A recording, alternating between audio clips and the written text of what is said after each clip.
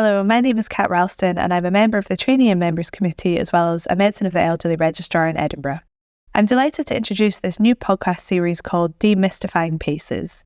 In this series, we will discuss each station in detail with an experienced PACES examiner to share top tips for success, common challenges, insights and advice. We will also have episodes exploring the exam from the candidate perspective. This series focuses on candidates sitting in the UK, and while the principles will be the same for those sitting internationally, local variation will of course be present. We hope that this will be helpful in both your preparation for PACES and your experience on the exam day itself. Hello, I'm Dr. Matt Thomas, Dean of Examination for the Royal College of Physicians of Edinburgh. When I was chatting to successful candidates recently when they were receiving their diploma, I was pleased to hear about how they valued Edinburgh and the education that it provides, from evening medical updates through to the PACES podcasts. And that was one of the reasons that they chose Edinburgh as their college of entry.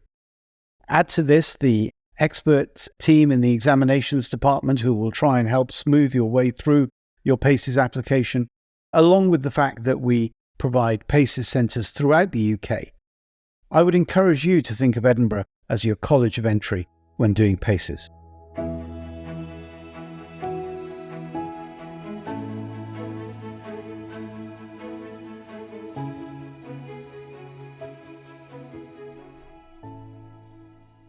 Hello, my name is Anda Bularga and I'm a member of the Trainees and Members Committee at the Royal College of Physicians Edinburgh, as well as a Cardiology Registrar in the South East of Scotland. I'm really delighted to introduce this new podcast series called Demystifying PACES.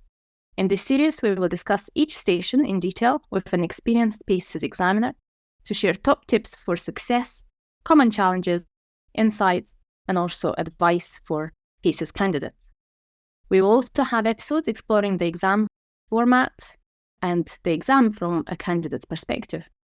This series focuses on candidates sitting the exam in the UK, and while the principles will be the same for those sitting it internationally, local variation will of course be present. We hope that this will be useful in both your preparation for PACES and also sitting the exam on the day. Thank you very much for listening and for joining us.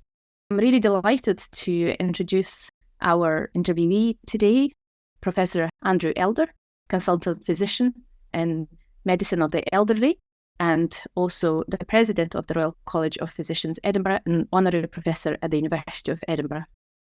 Medical education and teaching has been an important part of Professor Elder's career, and his focus has been on the college's examinations throughout his career. He was a PACES examiner, a host, and chair since 1996. And his career developed by becoming also the Medical Director of the MRCP UK and the Chair of the Academy of the Medical Royal Colleges.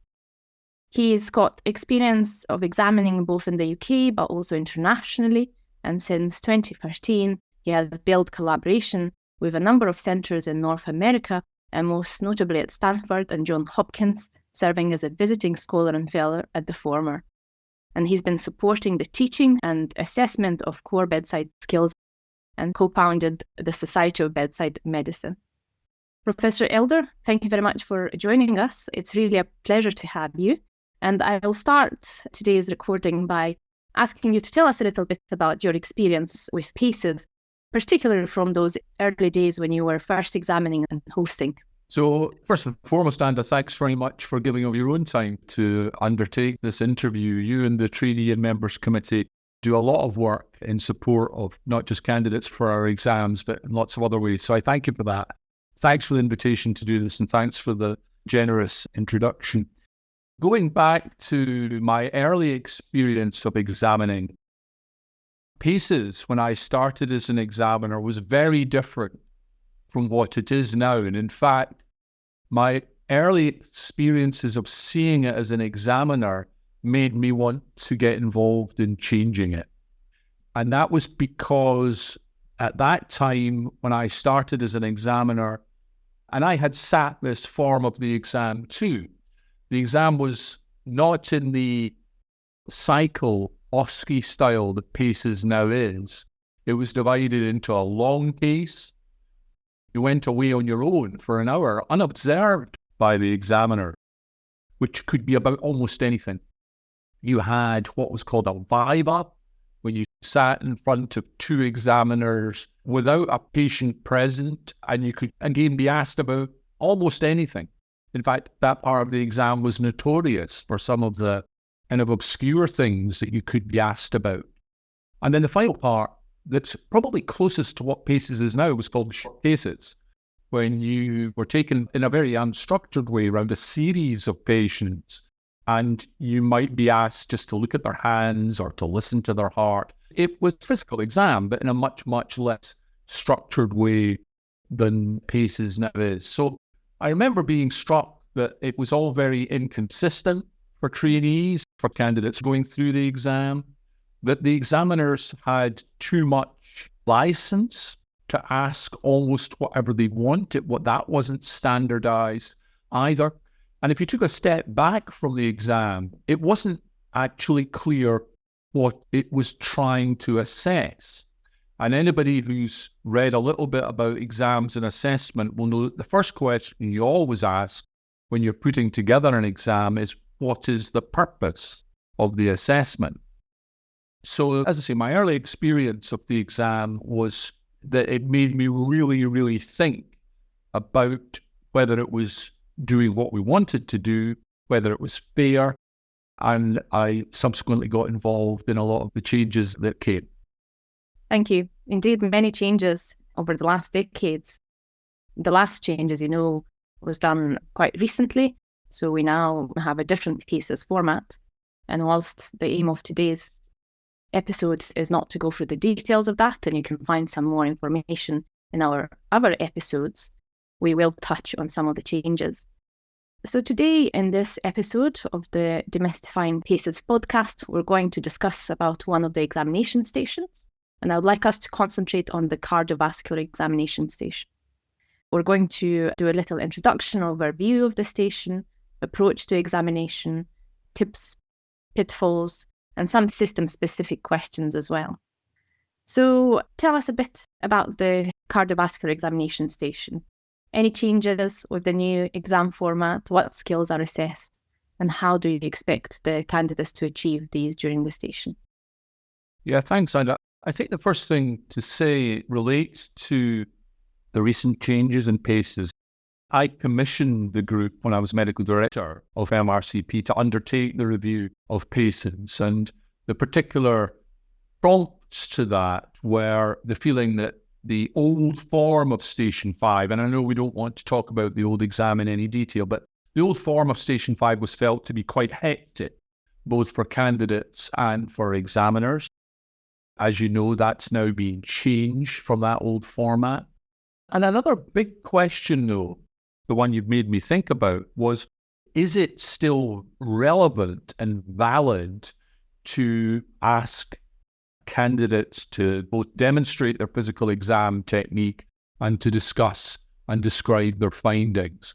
And the working group that reviewed PACES, with, I should say, lay input, came to the definite conclusion that despite all the technology that we have these days, it is still very helpful for a physician to be able to undertake these, big four system cardio, neurology, abdomen and respiratory physical exams. There still is a value in it. So I wanted to stress that right at the outset. Physical exam stations weren't continued simply because of tradition, but they've always been there. It was a result of a positive evaluation.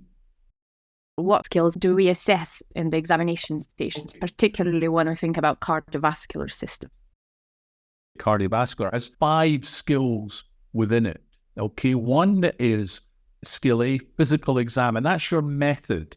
Okay, and that stands alone from skill B, which is identifying physical signs, and that you can look like you've got a good method and find nothing that's there and invent a whole lot of stuff that's there. Or you can look like your method isn't really very good at all and get everything spot on. A and B are different from each other. Skill D is differential diagnosis, which in this context means with a little bit of history that you've got, and don't forget that little bit of history, plus what you have found, what do you think is the likeliest explanation here? for this patient's symptoms and for your findings. So that's the differential diagnosis. The clinical judgment element of it, that's skill E. Now, examiners will assess your clinical judgment in this kind of station in two broad ways. One is how you reason through your own physical findings and the differential diagnosis that you construct. So there's a wee bit of overlap with differential diagnosis there.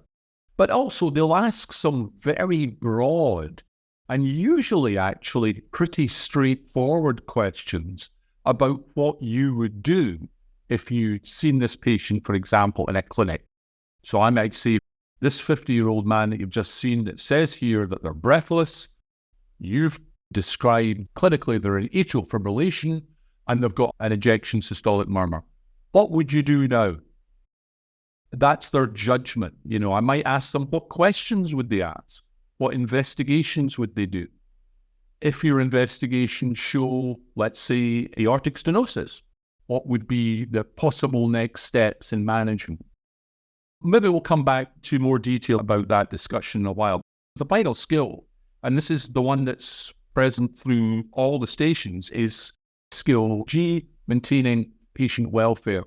When this marking system was first introduced into PACES, and I was responsible for it, we were very pleased, actually, again with lay input, that we included skill G, because it makes absolutely clear that the way that you interact with your patient, the way that you look after them, the way you speak to them, the way you move them around the bed, the fact that you're not rough with them, that is just as important as any of these other skills. It's very rare for somebody to fail simply on the grounds of skill G. I think because it's there, it sent a very good message about what we're trying to do with the exam, one of these purposes of the exam. Thank you for that. So you're talking about these really kind of 5 broad skills that are assessed during an examination station.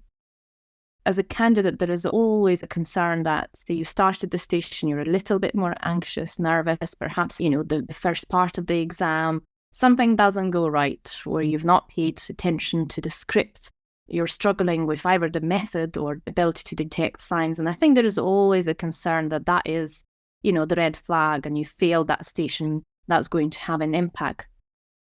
But from what you're saying, there is some independent assessment between these skills. And I just wanted you kind of to send a message and to see how, from an examiner point of view, how do you calibrate and how do you assess these skills differently?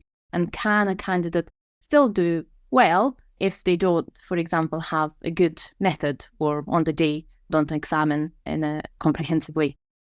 So there's a lot in that. The first thing I would say, and I would encourage candidates to think about, is that almost certainly you will not know how you're doing. The examiners are really told that they should not be giving feedback, either good or bad, to candidates as they go on, even to the extent of saying, well done, let's move on to the next station, because they don't know, first and foremost, what the co-examiner thinks at that point. So the examiners are encouraged to be neutral or poker-faced or whatever you want to call it. So the feedback you're getting from them will be limited. Obviously, as you've described, things may happen that make you think, oh gosh, that was terrible.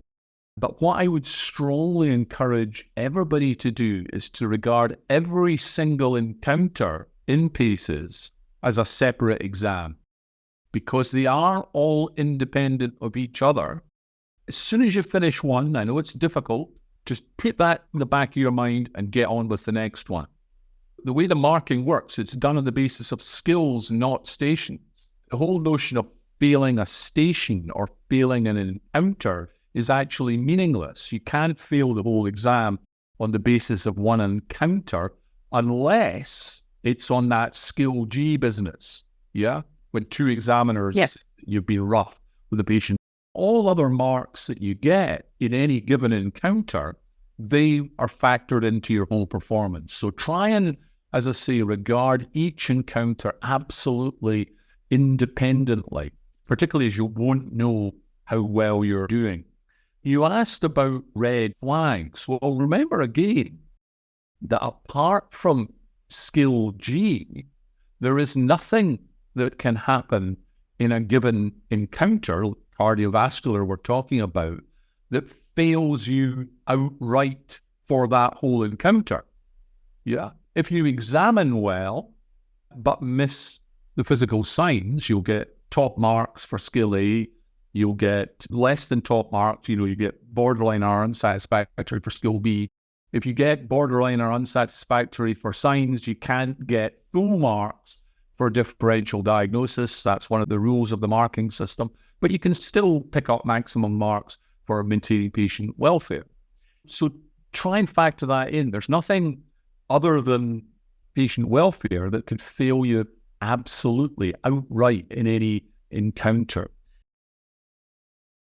Thank you for highlighting that message. I think is very important for candidates. In terms of how you decide on calibration for signs in stations, particularly examination stations, is there a particular approach to calibration? Does it depend on the case or the difficulty? Yeah, so that's something I'm, personally quite proud of. I pushed on the introduction of that into the exam, and I said at the beginning about when I was first an examiner and being uncertain of it, the exam's purpose. I was also uncertain of some aspects of its conduct, how you actually went about assessing a candidate, particularly when there's two examiners meant to be assessing the same thing. So calibration is taken extremely seriously by the examiners on each running of PACES. And in fact, the carousel, the cycle can't start until the chief examiner has personally heard from all the examiners that they're ready to go. And if they're not agreeing on some aspect of calibration and how they're going to mark, then the exam will not start. And some colleagues listening may have been involved in a sitting when that's happened, when there's been a delay because of that. So let's think about the cardiovascular station specifically from the point of view of calibration. Each examiner is given a blank sheet that lists the relevant skills that are going to be marked, and they're asked to fill it in, saying what they think a satisfactory candidate should do to get the marks for each of these skills. It's not for the station overall, okay? It's not an overall assessment. It's to think specifically about each of the skills. They then examine the patient themselves, and in doing that, they will be able, you can imagine, to suss out very easily how easy or difficult this patient is to examine. Some people are just tougher to move around the bed, or, if they're a bit frailer, that can introduce issues. You would take that into account in your assessment of the candidate. And then, just as importantly, the examiner will find what physical signs they can find themselves, and also, they'll think about things that the candidate might come up with and whether it would be reasonable for them to make that error. What would be an example of that? Well, imagine you've got a patient who's got, an irregular pulse. You can tell before the exam from feeling the pulse that it's definitely ectopics. Yeah, that it's infrequent irregularities. But you can also imagine that a candidate who's got a shorter period of time, if they stood up and said this was atrial fibrillation, would that, definitely be wrong, right? In examining themselves, you're getting a feeling for what's definitely there and what it's reasonable for the candidate to either miss or to come up with that's incorrect. So each examiner sees the patient, they record their own findings, then they discuss with each other. And if there's a trainee examiner there, they'll be in on it too.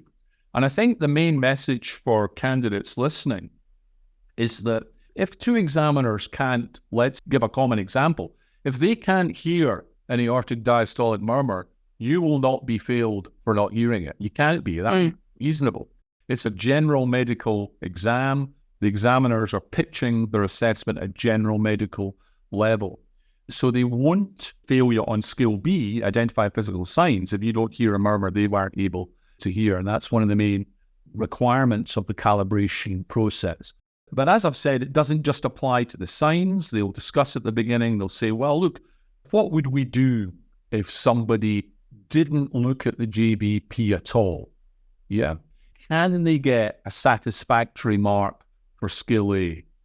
We would say no. I think that if you haven't looked at the jugular or you haven't taken a radial pulse in the cardiovascular exam, can you get satisfactory for skill A or method?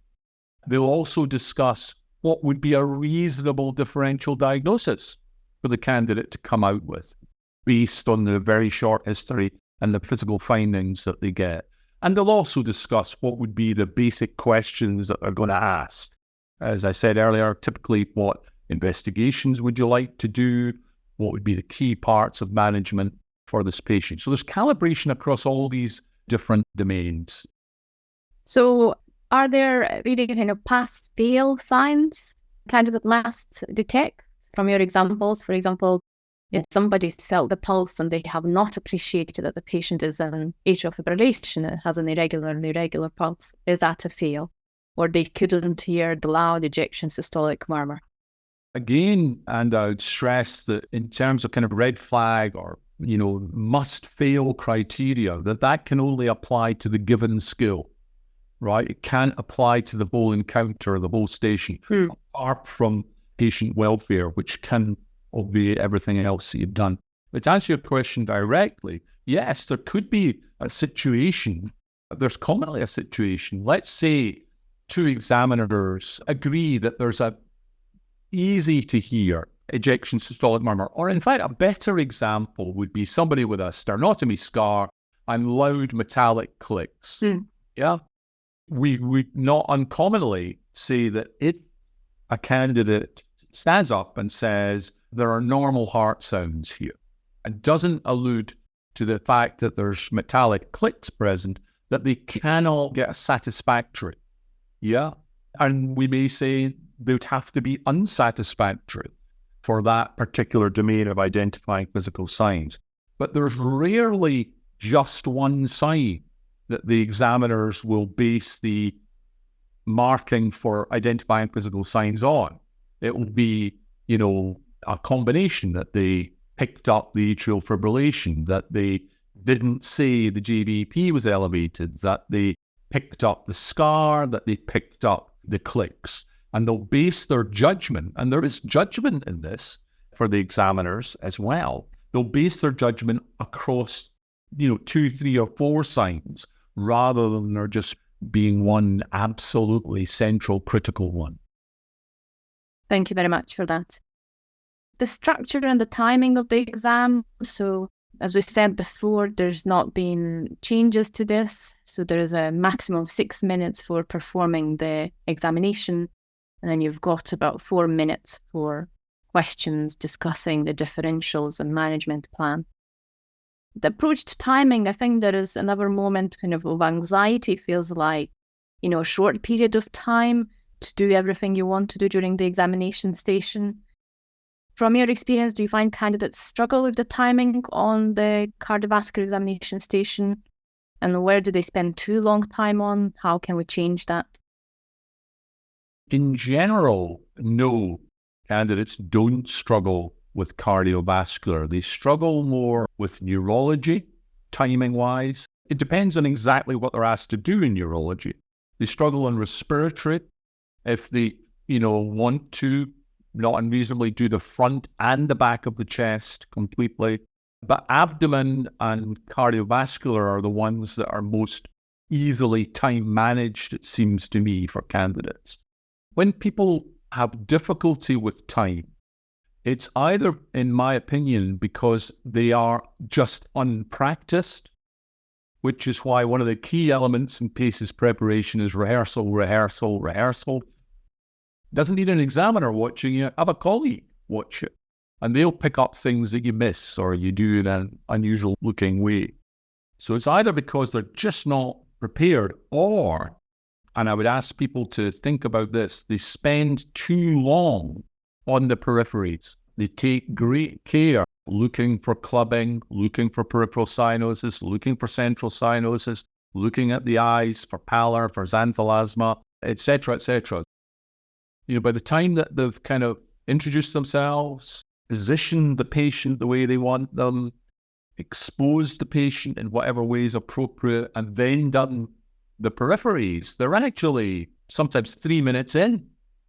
If there's findings in the precordium which are tricky, you don't have as long to listen carefully or to go back and listen to a point that you want to listen to again. So I would encourage people to get through the peripheries as fluently and quickly as they can and to rehearse. And does that apply also for that kind of part of the exam where you present your findings and discuss differentials and management plan?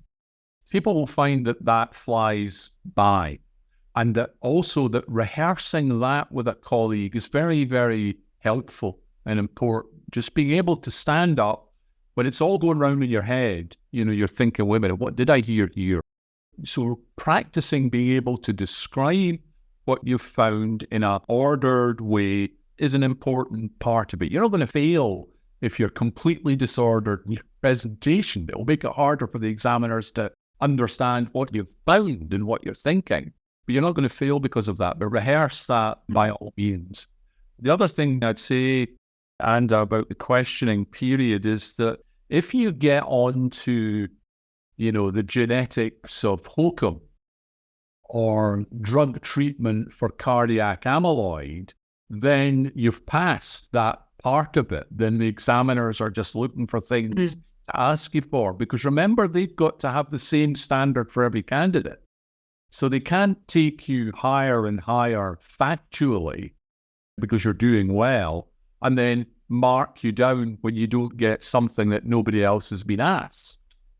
Yeah, so their assessment of your clinical judgment in the discussion, as I said earlier, is based upon your interpretation of the signs and on, your basic approach to the management of this patient. And I'd encourage candidates to think about their discussion in the exam. I know it's a completely different setting, but just picture it at the level as if you were discussing the patient on a post-staying ward round. You've got this person here who's got, early diastolic murmur and doesn't look like they're in heart failure. What might be the causes? What would you do for that person? How would you look into it? It's at that level. Thank you for those tips. With regards to the examination technique, can you please summarize for us what does a good cardiovascular exam look like? Well, it looks like you've done it before, right? Believe me, sometimes people come into the exam and it doesn't look like they've done it before. I think cardiovascular exam, amongst the 4 ones that we do, is a staple of what we do. And with a bit of practice and rehearsal, you should be absolutely certain that you can get through what you're expected to get through in the required time in a way that looks practiced and professional. It's not critical that you do everything in any particular order. There is a standard order, as you know, by which to do things, which would be peripheries, radial pulse, JVP, precordium, that kind of order. But I think you'll draw attention to yourself if you do things completely out of order. If you forget to do something, like if you forget to do the JVP, of course it's okay to go back and do it. And you can't be faulted for that in itself. I've spoken a wee bit there about spending too long on peripheral signs. Remember the blood pressure. Yeah. Sometimes there'll be a chart at the bed that shows the blood pressure. Sometimes it's mentioned in the descriptor. If it's not, offer to measure it or ask what it is. In my mind, the easiest time to do that is after you've done the wrist, before you go to the neck. Don't forget the antecubital fossa. So wrist, antecubital fossa, neck. And when you get to antecubital fossa, say, can I take the blood pressure? What is the blood pressure, please? And they'll tell you. So that's one wee detail of it. In terms of what a bad examination looks like, be careful with, and this is a skill G thing, the exposure of the patient. Yeah. The examiners will have thought about that a lot before you come in. They'll have checked with the patient whether the patient's comfortable to be completely exposed for the whole exam, or simply to have their gown draped over them and to be examined underneath their gown.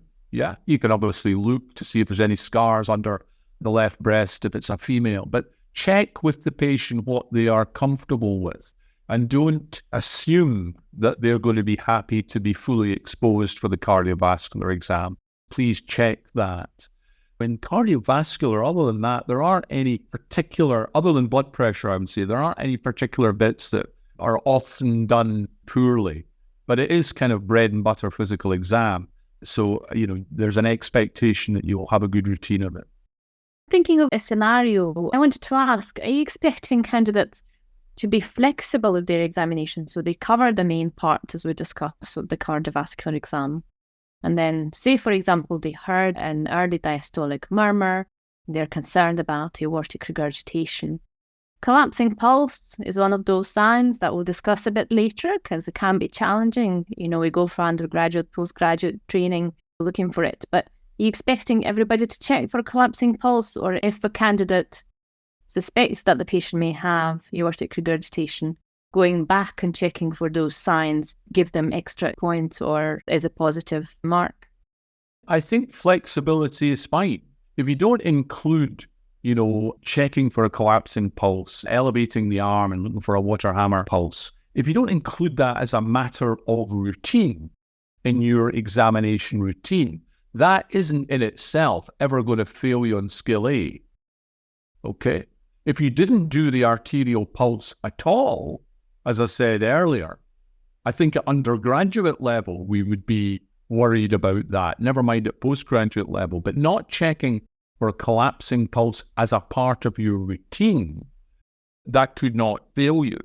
I think that if you examine the precordium and you think to yourself, gosh, I hear a diastolic murmur, an early diastolic murmur. If there's a collapsing pulse, that would add fuel to the fact that it comes from the aortic rather than the pulmonary valve, and the latter would be much rarer, obviously. Then you're showing that you're thinking about it.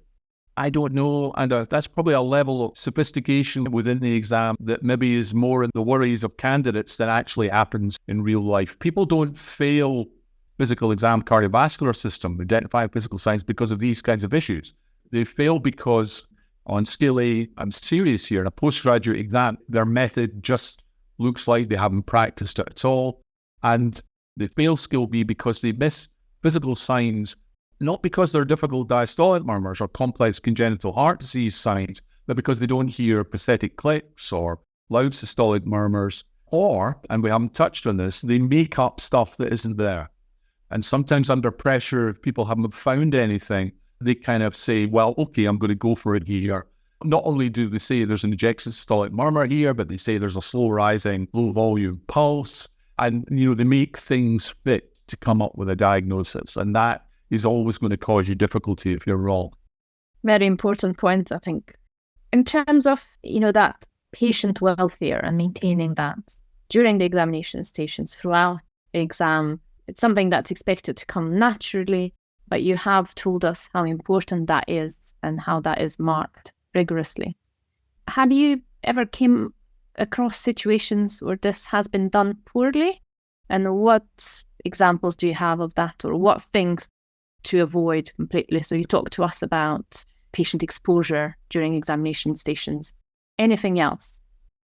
I think in cardiovascular, that would be the commonest concern. Examiners, and a general thing about examiners, they're looking to help the candidate show what they can do and what they know. They're not looking to trip them up and make things harder for them. Examiners know that candidates are nervous. That's the other thing. So if a candidate came in and launched into a cardiovascular exam and it looked like they weren't thinking about the patient enough in terms of positioning them or asking them about exposure, then the examiner wouldn't say nothing and write down, fail skill G. They would say to them, make sure that your patient's comfortable. We might say, we've checked earlier and Mr. So-and-so or Mrs. So-and-so or Miss So-and-so would rather only, have her gown draped over her for this part of the exam. That's the way we did the exam. Can you do the same? So they'll be trying to help you with that.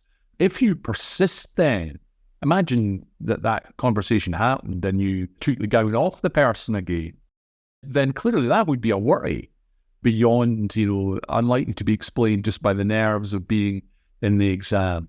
So other than skill G though, I think your question was, what else do people do badly?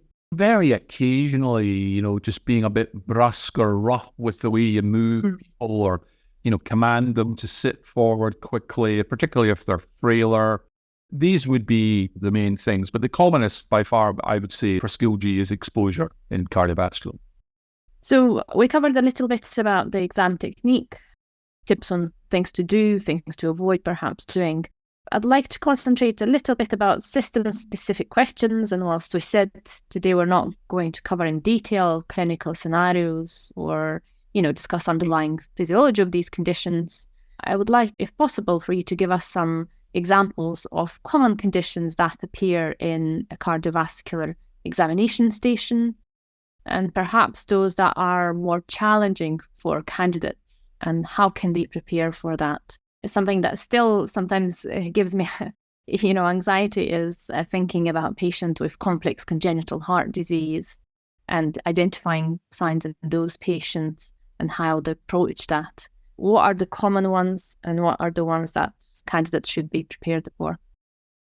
One way that I encourage candidates to think about that question, Anda, is to think, and some of them will have been involved in this and others will become involved. Imagine you're the doctor organising the exam. What kinds of patients would you pick to be in the exam? They're not going to be people who are inpatients who are likely to be too unwell in the morning of the exam. Sometimes inpatients will appear. They can't be unstable. So they've usually got chronic disease and predictable and stable signs. If the organizer knows that they're going to be able to pitch up on the day and that the physical signs will be there. The other general thing to remember when thinking of this is that, I think I've said this already, it's a general medical exam. Yeah, it's not an exam for trainees in cardiology. And the calibration process demands of the examiners that they pitch their assessment at general medical level. You could have a cardiologist on the cardiovascular station, but you'd never have two. And if there is a cardiologist, then the assessment is still pitched at the level of what a generalist can feel, hear, see, and deduce from their assessment. So to use your example, there can be congenital heart disease patients who've had surgery in the exam, but you will be assessed on the basis of what the most obvious and clear physical signs are. If the examiners can't put together what explains these signs, you won't be marked down for failing to explain it. So again, it comes back to the calibration process. I think, as I've said too, if you think about what's stable and reproducible, people who are under monitoring or surveillance because of progressive aortic stenosis are commonly in. People with prosthetic valves are very commonly in the exam now. Patients with atrial fibrillation and, any murmur, or even without a murmur, atrial fibrillation alone can be in the exam. So it's stable things.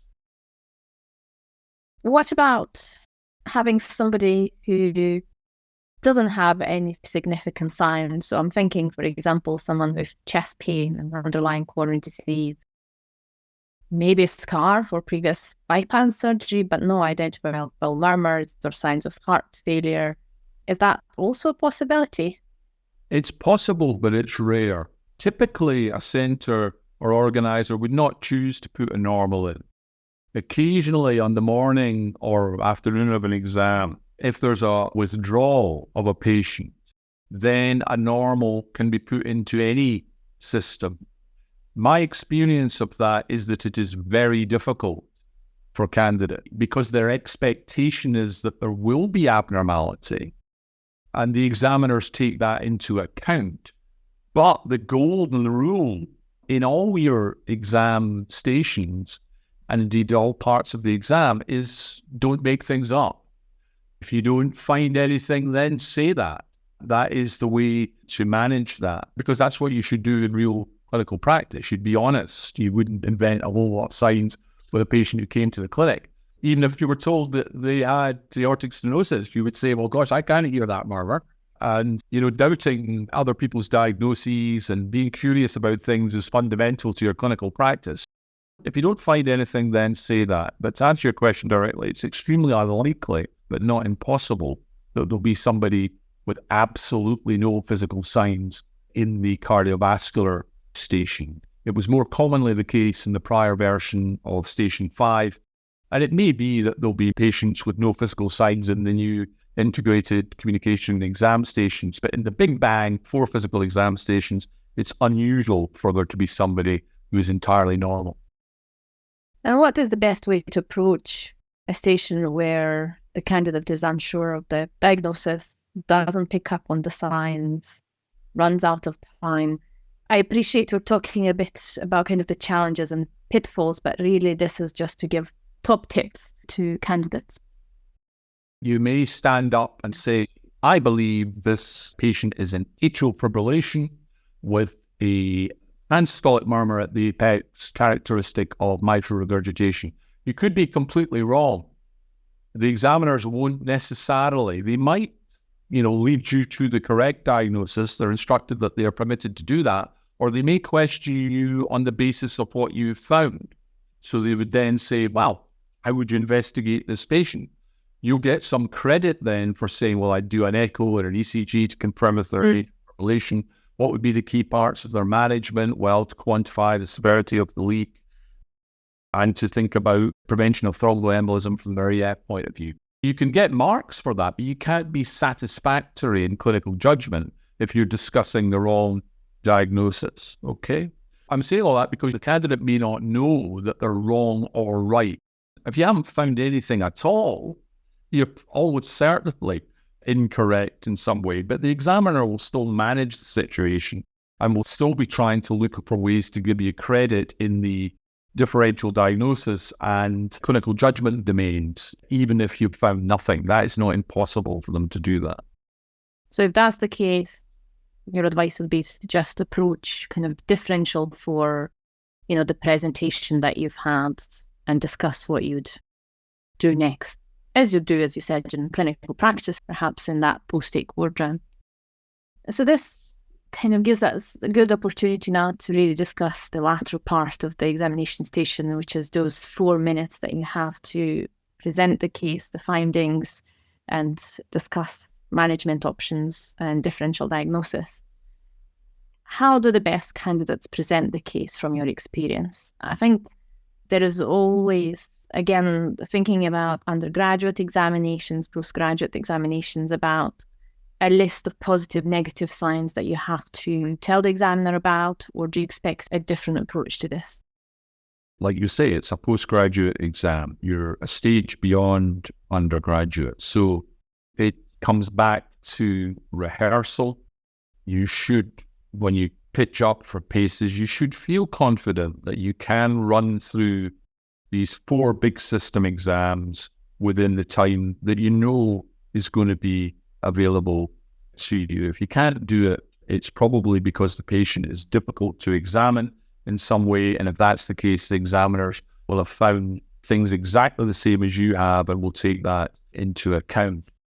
In thinking about how you present, and again, rehearsal, as I said earlier, is a part of that. Get used to standing up when you've done your exam for 6 minutes and speaking to a colleague, tell them, summarizing what you found quickly. Remember that the examiners have seen everything that you've done. So sometimes people worry, should they, describe all their findings, even if they're normal or abnormal. It's not a fail thing if you do that on any of these domains of marking, but you're more likely, if you do that and start running through absolutely everything, you're more likely then to have the examiner say to you, can you just tell me, please, the positive findings and any findings you regard as significant through their absent significant negative. So my overall advice to people would be just focus on the positive findings that you've got, because they've seen everything you've done, and anything that you think is a significant negative. If you wish, add on what you think the likeliest diagnosis is, but if not, they're going to be asking you that anyway, so don't feel that you have to do it either of those ways. you're very unlikely to fail the exam or that part of the exam because of the way that you present. You're much more likely to fail the exam because you look like you've never done a physical exam of the cardiovascular system before, or you find none of the signs, or you make up a whole lot of signs that are not there. You mentioned about, the differential and the questions that will follow on. From what you're saying, there is not a preferred way in terms of a candidate presenting the case, their findings, telling the differential, and then the management. It's okay to wait to be asked questions. Or do you think there is a better way to do it? No, I don't think there's any magic. I don't think there's any rule. I think everybody's different.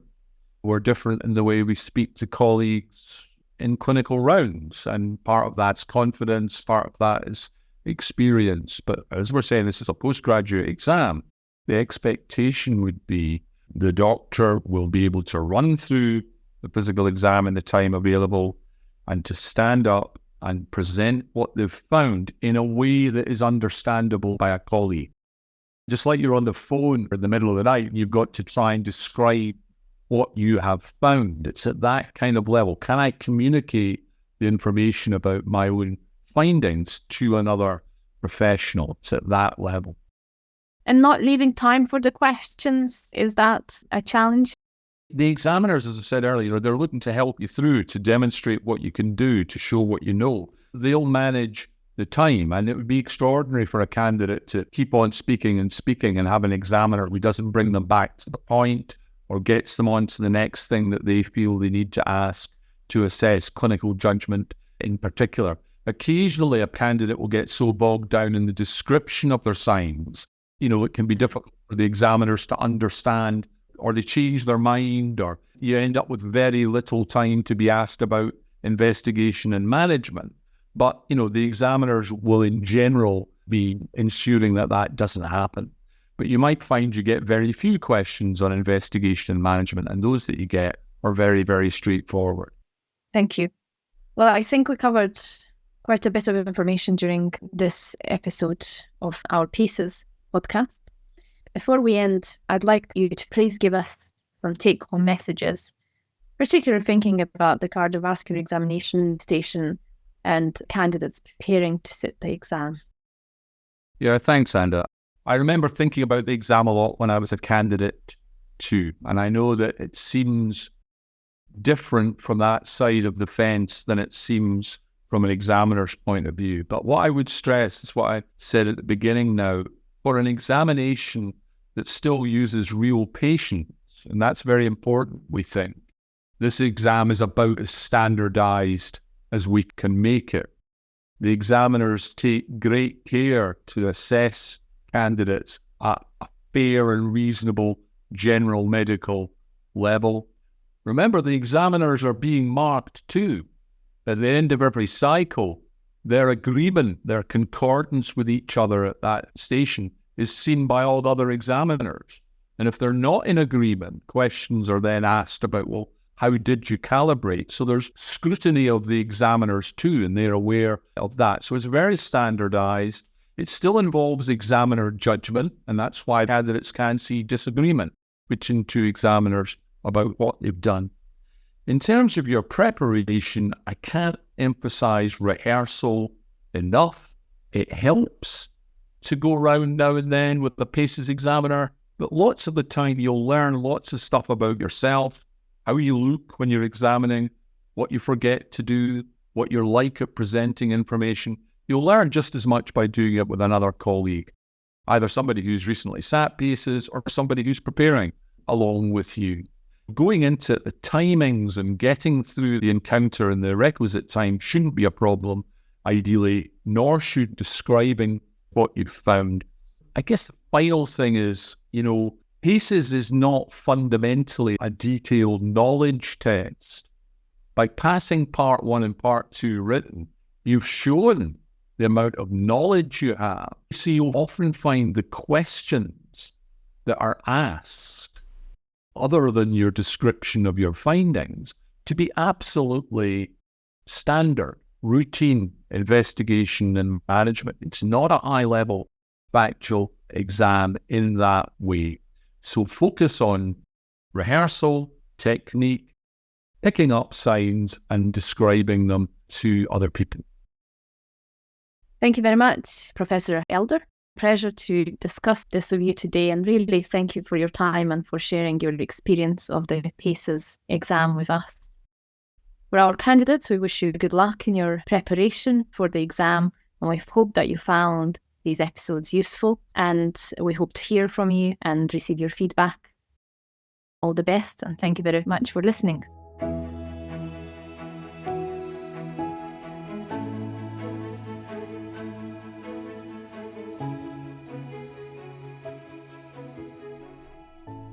If you enjoy listening to Career Conversations, why not become a member of the Royal College of Physicians of Edinburgh? Our membership provides you with access to the RCPE educational portal, the live evening medical updates, and you have options to view the symposia both in person or online. If you would like to learn more about this, please go to the Royal College of Physicians of Edinburgh website.